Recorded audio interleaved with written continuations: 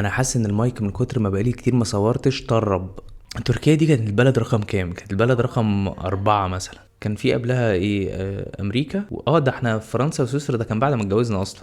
يعني ثانية واحدة، ده تركيا دي كانت تاني بلد اروحها في حياتي. ده كان المفروض احط البتاع ده من بدري بقى، انا اتاخرت فيه قوي. اصل هو ما كانش عندي، انا جبته من المطار في سفريه قريب، بس انا لما رحت من 20 سنه ما كنتش جبت حاجه من هناك. كنتش عارف بقى ان انا هعمل يوتيوب شانل واحط ايتمز وحاجات كده، فما كانش في الخطه. الكوميونيكيشن مع الناس هناك صعب قوي. يعني احنا كنا جروب في ناس بتتكلم عربي وانجلش وفرنش، ومفيش ولا لغه من دول استفدنا بيها بحاجه هناك. يا تتكلمي تركي يا تشقلبي بقى. كنا وقفنا فين؟ احنا كنا وقفنا في حتة بعيد قوي عن عن دلوقتي. النهارده الحلقة بتاعت 8 خرافات بيعلمها الفقراء لأولادهم. حلقة النهارده بقى هتبقى تقفيلة سلسلة الأغنياء والفقراء، وبعد كده المفاجأة الكبيرة بقى بتاعت التغيير اللي هيحصل على رأي أنس بوخاش بقى. يلا بينا. حلقة النهارده هتكون آخر حلقة. لا استنى، مش قصدي اخر حلقه في المطلق كده وخلاص، لا انا قصدي اخر حلقه بالشكل اللي انت متعود تشوفها بيه، لان قريب جدا هيكون في تغيير في شكل الحلقات زي ما انت متعود عليه. وهيكون في لوك جديد، شكل مختلف شويه متماشي مع البراند واللوجو الجديد بتاعي، وكمان هيكون في ويب سايت جديد مع تحسينات كتير على اللي كان موجود. اتمنى ان هو يعجبك. اما دلوقتي تعال نكمل سلسله الغني والفقير اللي اتاخرت عليك فيها شويه، ونزود على الكلام اللي قلناه قبل كده. والنهارده هنزود 8 خرافات الفقراء بيعلموها لاولادهم.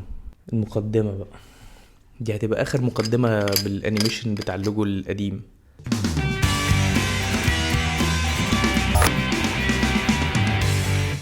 اول خرافه بيعلمها الفقراء لاولادهم هي ان الشهاده هي اللي هتخليك غني. بس قبل ما اخش في تفاصيل النقطه دي، احب اقولك الاول اوعى تفهمني غلط. انا من اواخر الناس على الكوكب اللي ممكن يخبطوا في الشهادات والعلم عموما، بما ان انا اصلا واحد من مدمنين العلم والتعليم، وعارف كويس قوي اهمية انك تتعلم وتثقف نفسك وتاخد شهادات كمان لو امكن. انا قصدي هنا اتكلم عن العقلية القديمة بتاعت اهالي الناس اللي في جيلي، اللي كان كتير قوي منهم بيصر على شهادات معينة بعينها، وفي منهم اللي كان بيغصب اولاده على شهادة او دراسة معينة حتى ولو كان ده ضد رغبته. وكنا دايما بنسمع حاجات زي انا ابني لازم يطلع مهندس، لا انا ابني لازم يطلع دكتور.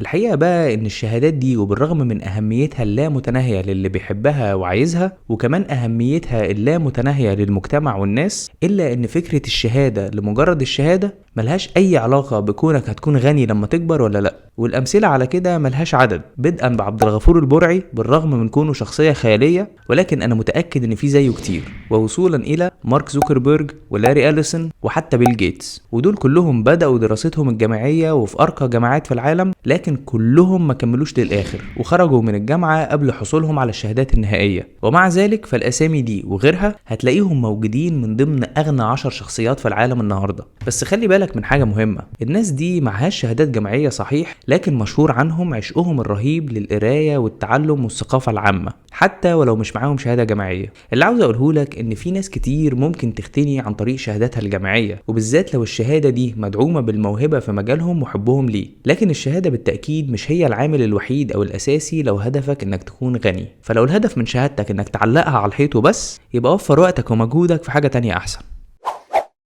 تاني خرافة بيعلمها الفقراء لأولادهم هي إن كل الأغنياء حرامية أو فسدة.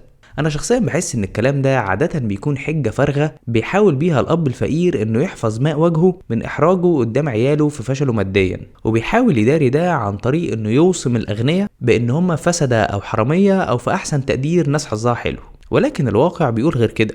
الواقع بيقول ان كتير جدا من الاغنياء هم ناس خيرة، وكتير منهم بيساعد بفعل الخير والمساهمة الايجابية في المجتمع. ده غير طبعا ان الاغنياء اغلبهم بيكون فاتح بيوت ناس كتير مش بس عن طريق التبرع والاعمال الخيرية، لان حتى لو مش بيعملوا ده فان اغلبهم هتلاقيه مشغل الاف البشر في شركته او مصنعه او في الحرف المختلفة. ولو رجعنا بصينا على اغنى اغنياء العالم هتلاقي كتير قوي منهم مشارك مثلا في حملة The Giving Pledge بتاعة الاعمال الخيرية، ودي اللي اسسها وارن بافيت وبيل جيتس، واللي هدفها هو ان اللي هيشترك في الحملة دي يتبرع باكتر من 50% من ثروته لصالح الاعمال الخيرية. ولحد سنة 2023 كان الصندوق ده متجمع فيه اكتر من 600 مليار دولار. تالت خرافة بينقلها الفقراء لأولادهم هي في اعتقادهم ان بذل المجهود الأكبر هو السر في الوصول إلى الغنى.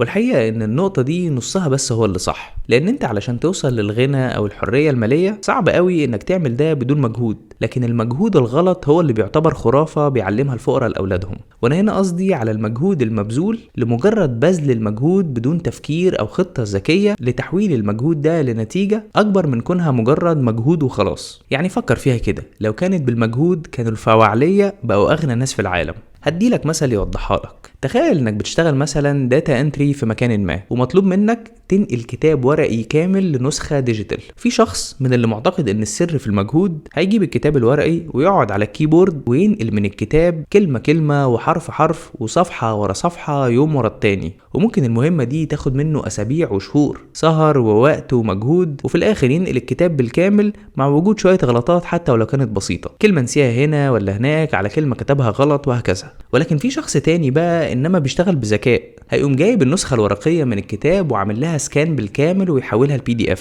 وبعدين بتكتين على الماوس يقوم واخد كل الPDF وعامل كوبي وبيست فور دوكيمنت مثلا، والموضوع كله ياخد منه اقل من ساعة وبدون اي غلطات وباقل مجهود. تفتكروا في المثل ده صاحب الشغل هيكافئ مين فيهم اكتر؟ اللي تعب وسهر وبذل مجهود عالي جدا وخلص التاسك في اسابيع او شهور مع شوية غلطات، ولا اللي خلص الحكاية كلها وفي ساعة زمن بدون اخطاء؟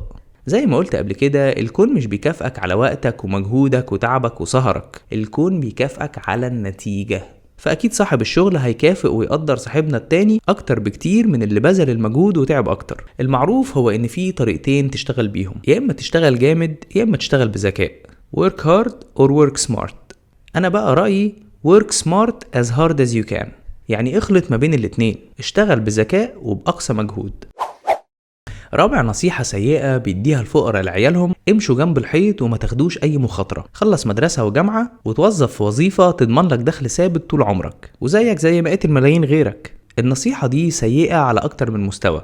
بداية من كون انك انت تبقى عامل زي اغلب الناس، يبقى ده مش هيخلي عندك اي ميزة تفرقك عنهم، ده غير ان اصلا احصائيا اغلب الناس مش اغنياء. وعلى مستوى تاني فالنصيحة دي مش احسن حاجة، لان جزء كبير قوي من تكوين الثروة لازم يكون محتوي على مخاطرة ما هتاخدها في حياتك، سواء كانت في انك تدور على شغل مش مألوف، او على الاقل يكون بيقدم قيمة مش ناس كتيرة اللي بتقدمها، او حتى تكون المخاطرة في انك تدخل في نوع من انواع الاستثمار بره حدود المنتشر والمتعارف عليه. لو رجعت الاحصائيات وسمعت كلام الناس اللي وصلت للحرية المالية، هتلاقي ان اغلبهم في وقت من الاوقات اخد مخاطرة، وعن طريقها وحتى بالصعوبات اللي واجهته من خلالها قدر يوصل للمستوى اللي وصل له. انما عقلية الفقير بتاعت امشي جنب الحيط واعمل زي ما اجدادك واجداد اجدادك عملوا، غالبا هتوصلك لنفس النتيجة اللي هم وصلوا لها. شوف انت بقى، هل النتيجة دي هي اللي عايز توصل لها ولا عايز تحقق اكتر منها؟ لو اللي هم وصلوا له قبلك مش مرضي بالنسبة لك، يبقى لازم تاخد مخاطرة وتخرج بره جلدك على امل انك تحقق مكسب اعلى. بس برضو دايما نفتكر ان مش معنى ان انت اخدت مخاطرة يبقى انت كده ضامن الثراء الفاحش. امال تبقى المخاطرة فين بقى؟ دايما في احتمال للخسارة،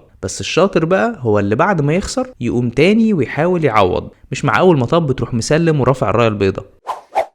الخرافة الخامسة اللي بيعلمها الفقراء لأولادهم بتقول إن مصيرك مكتوب وما تقدرش تغيره، وإنك في الحياة مسير وملكش اختيار. الحقيقة إن أنت مش مسير ولا حاجة إلا في نطاق ضيق قوي، لأن محدش بيختار لونه أو أهله أو بلده مثلا، لكن في حاجات تانية كتير قوي بإمكانك إنك أنت تغيرها لو قررت وحاولت. وهتلاقي إن في الحياة أنت مش بتاخد نصيبك ولا حاجة زي ما يكون ده شيء مفروض عليك، بل هتلاقي ان فعليا انت بتجني ثمار الزرع اللي انت بنفسك بتزرعه. هل انت شخص متواكل ومستسلم لتيار الحياة يوديك ويجيبك زي ما هو عايز، ولا انت اللي في ايدك التحكم عن طريق استثمارك في نفسك والمجهود اللي بتبذله والناس اللي بتحاوط نفسك بيهم؟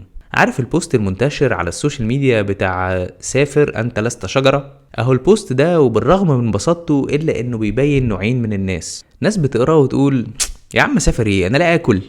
وفي ناس تانية بتقول طب ما اشتغل على الهدف ده لو هو مهم بالنسبة لي بدل ما اقعد اتريق عليه. اكيد في مليون واحد غيري قدر يسافر بالرغم من انه ما كانش معاه فلوس. اشوف دول عملوها ازاي واحاول زيهم. وافتكر دايما انه when there's a will there's a way، يعني لو عندك ارادة هتقدر تخلق الطريقة اللي تعملها بيها. سادس خرافة بيعلمها الفقير لأولاده هي إن على قد لحافك مد رجليك، والقناعة كنز لا يفنى. الكلام اللي من النوع ده نادرا ما بيكون مفيد، وفي أوقات معينة بس ممكن يكون فعلا كويس، لكن لما تيجي تطبقه على موضوع الثروة والوصول للحرية المالية هتلاقيه مقيد جدا وبيعمل حدود عقلية على طريقة تفكير أولاد الفقراء.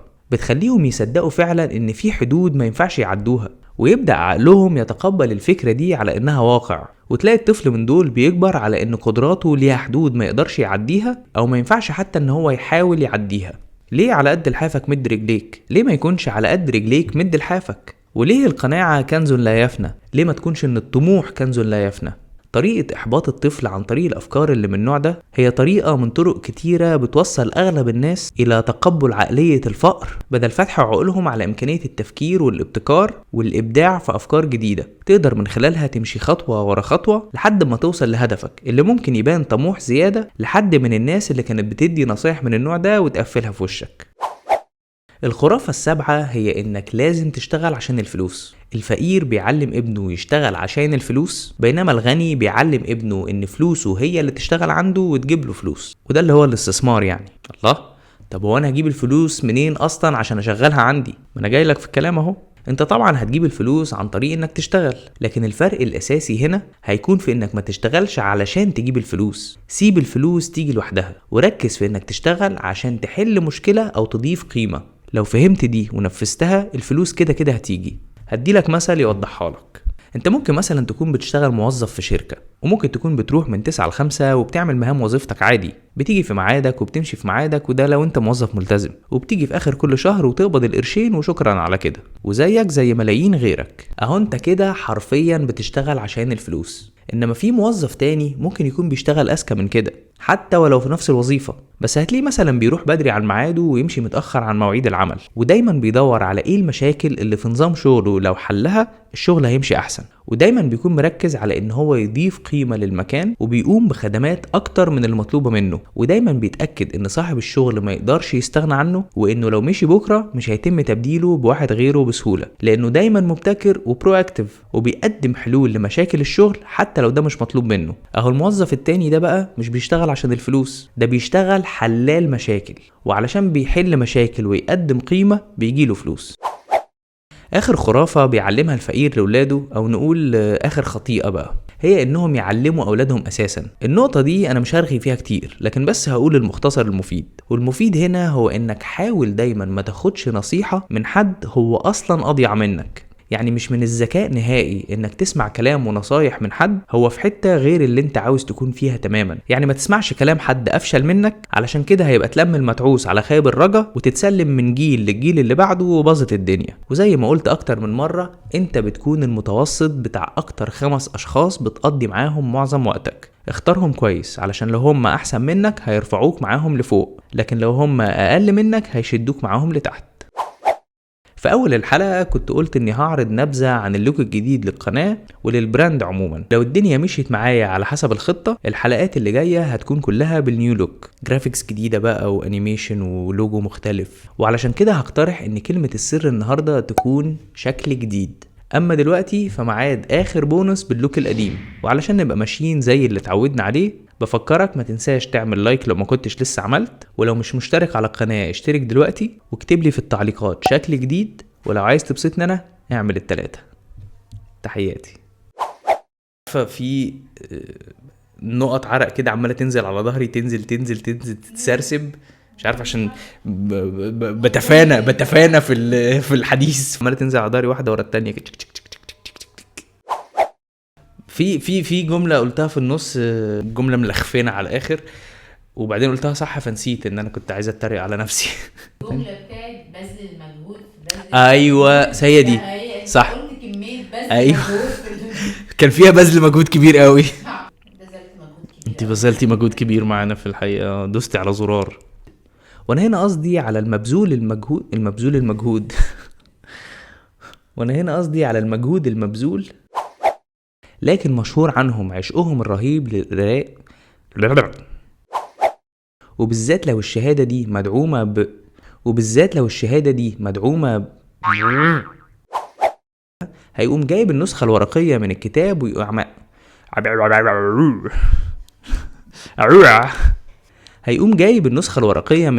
وعمل لها السكان. هيقوم جايب النسخة الورقية من الكتاب ويروح